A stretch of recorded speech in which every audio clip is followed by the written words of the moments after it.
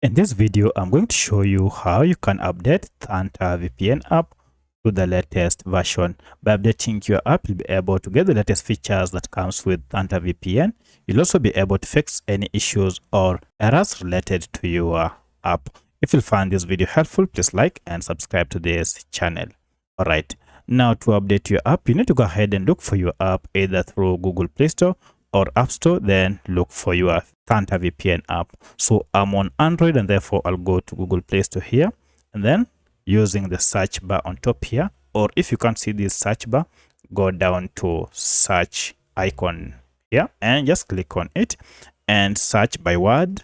So I'll search Thunder VPN and then tap on the search icon here. As you can see, we have the Thunder VPN app that I installed. If I tap on it, you can see we have an update, which means I've been using an updated version of Thunder VPN Fast Safe VPN app. To update, go ahead and tap on update, and this will go ahead and download the latest version of Thunder VPN app and install it on your smartphone. Once the app has been installed, now you can proceed and tap on open to start using the latest version of Thunder VPN app. So that's how you can get the latest version of Thunder VPN app. If you have any other question, kindly let me know in the comment section.